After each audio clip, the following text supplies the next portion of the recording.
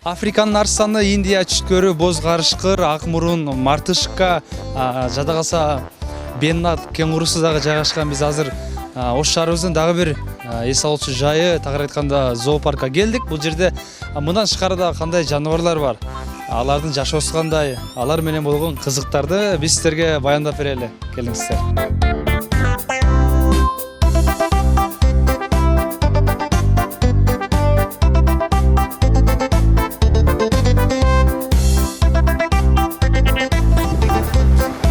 Бул жерде азыркы учурда кардарлар келип акчасын төлөп аткан чак экен. Мына бул көзү түшкөн жер, албетте бул жерде билет басыны наркы жазылып турат. Саламатсыздарбы эжеге? Биздин бул жерде турган администрация тараптан колубузга жакшынакай мына ушул жаныбарлар тамактануучу азыктарды берди, бирок кээ бир жаныбарларга берүүгө тыюу салды. Алар эт жейт. Буну берип аларга десерт катарында колдонмоңуздар дешти. Биринчи катарда эле бул жерде мен дагы атын билбейт экенмин, насуко коати деген жаныбар экен. Жашоо чөйрөсү бул жаныбардын борбордук жана Түштүк Американын тропикалык токойлоруна кездешет экен.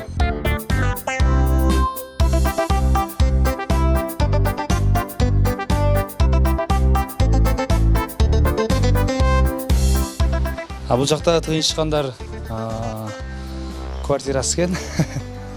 Бирок тиле каршы бүгүн булардын маанайы жоктой, бизге келбей атат. Бул жерде кайсы жердек, анан бул жөнүндө бардык маалыматтар жазылуу экен. Биз берейли, тиле каршы булар кече кеш жаткан окшойт, ошого бир аз маанайы жоктой.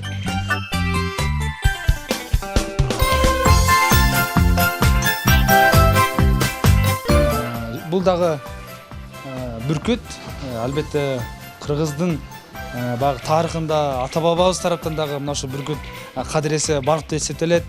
Барктуу куш катары Манас атабыздын дагы Манас эпосунда дагы мына ушул бүркүттөр эсептелет.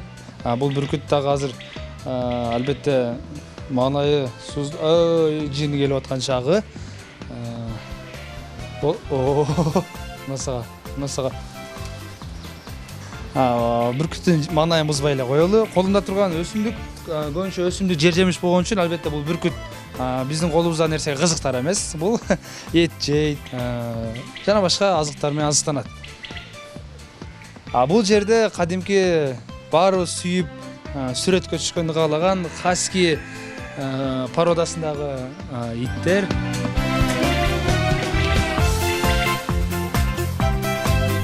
Биз буларга кадимки айылдын алмасын сунуп көрөлү, жейт экен. Бул жебейт, мына сал курсак ачыра экен. Азамат. Булчу. Бул жакта. Анчалык эмес. Негизи адамга жакын иттер болуп эсептелет. Каалаган нерсеңе үйрөсөң үйрөнүп кетчүдөй экен. Болгону, бирок жинине тийип алсаң катуу тиштейт дагы деген бул жерде божомол сөздөр айтылып атат. Анда буларга дагы бирөөнү берейин дагы, мен сапарым алды карай улантайын. Алып койман. Сен бирөөнү жедиң. Эй. Бул тосмонун наркы бетине өтүүгө болбойт, себеби бул жерде биз айткандай карышкыр жайгашкан. Өтүп кетсеңер болот. Менин досторум дагы мага окшоп көрүп жүргөн чагы. Карышкыр эмнегедир тынчсызданып аткандай. Же телеканалга чыккысы келбей атабы? Айтор эмнегедир бир нерсени ойлонуп аткандай, же кооптуу маселе башында барбы билбедик. Карышкыр эмнеге тынчсызданып атканын мен эми билдим, себеби мунун алдында мындай жаныбар турганда албетте карышкыр тынчсызданбай кое албайт. Бул жаныбар дагы үйдүн жаныбарына окшоп адамга көнүп калыптыр. Мен анда буга эмне берейин, жеп көрөт экен. Ой, башынан жеп көрө. Бул тиштебейт, тиши жокпу? Бунун тиштерин баары протез экен. Бул тиштебейт экен. Ой, мынакей. Бир нерсе көргөндөй болупчу, Карышкырдын көзүн күйгүзүп, ушул жерден ары бери ойноп аткан тура бул. Банан берип коеюнчу, банан жейби экен. Оппа. Мен мүйүзүн кармап көрөйүнчү. Мүйүзү кадимки замыштай экен.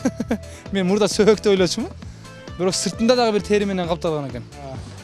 Менин жакшы көрүп калган бембим азыр бунун жанына келсем кызганып, мен дагы жейм деп аткан чагы. Макул, болду, кет, бар. Бул албетте лани.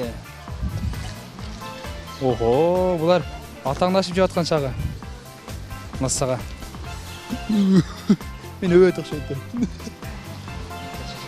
О, бул өнөрүн көрсөтүп атат. Иши ооруп калды элек деп биз кетип калалы. Себеби бул көп жеп койду. Чындыгында бул көздөрү дагы башка. Bir nese görgöndө бала, бирес. Калгандарынан жесин, Ау жинигеле да караңыздар, бутун кыймылдатып. Бул жерден дароо кетип калбаса болбочудай.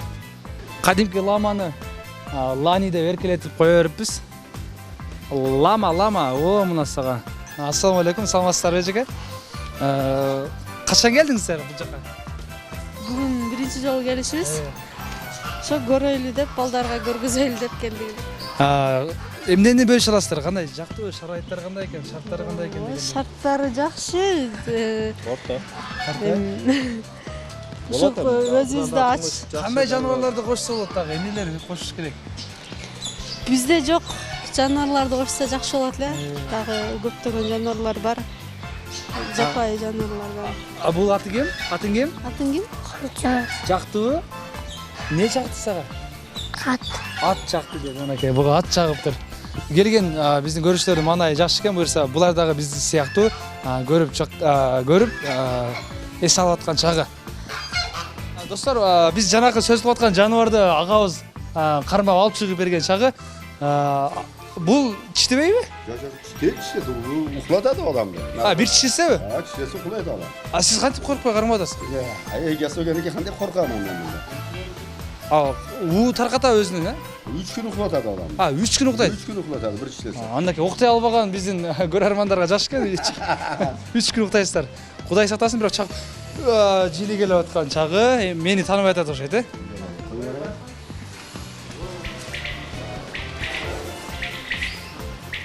Бул каяктан келген? Өзүбүз кимеси. Кырсында барбы?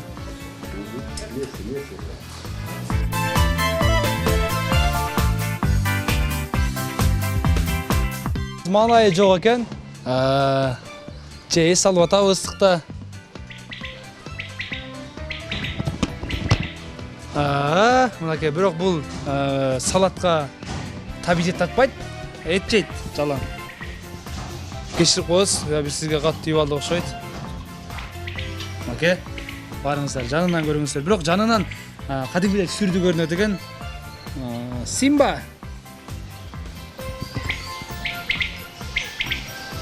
Бул жакта дагы бир катуу үн чыгарып аткан эмне экен деп кызыгып келсек, бул жерде күрөң аюу өзүнүн үйү экен. Бул дагы жалгыз экен, бирок бул жакта арыстан да жалгыз экен. Экөөнү кошуп койсо кандай болот негизи, бирок бунун баары тамаша. Мынакей бул аюуну көрсөтүп кой, ой мына сага, ой бали. Цирктеги эле аюудай болуп калыптыр. Бул камыр жүрүп аткан чагы турбайбы?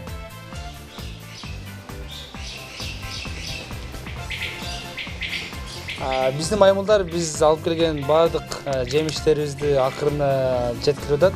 Негизи аш болсун деп коелу буларга дагы. Бирок менин жанымдан бир эле маймыл келди. Буюрса бул менен да тааныштык. Көнүп калыптыр дегендей. Азыр мен бир аз жинне тийип коеюнчу. Айттым, жини келип атат. Булар абдан тез ыкшам жини келишет, дароо жини келет дегендей. Азыр турду, эмне кылат экен?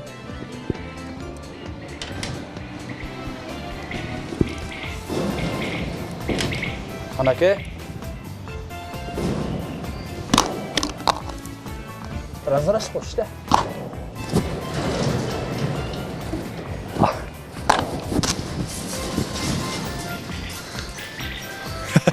Шындай. Мен капа кылып койдум, бирок мейли.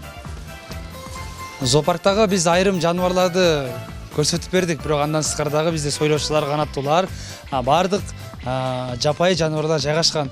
Буюрса рубрикабыздын акырында мына ушул дүйнөдөгү эң тез жүрүүчү, эң бат деп эсептелген жаныбарга келгенбиз. Бул ким десеңиздер, бул ташбака. Бул кадимки, бизде дагы ташбакалар бар. Бүгүнкү зоопаркта жайгашкан жаныбарлардын айрымдарын силерге көрсөтүп бердик. Буюрса бул жерге келип дагы жаныбарлар көрүп эс алып кетсе болчу да экен албетте. Ошону дагы силерге сунуштайбыз. Ал эми мен зоопарктан ташбакалар менен достошуп, буларды тереке чыкканды үйрөтүп атам.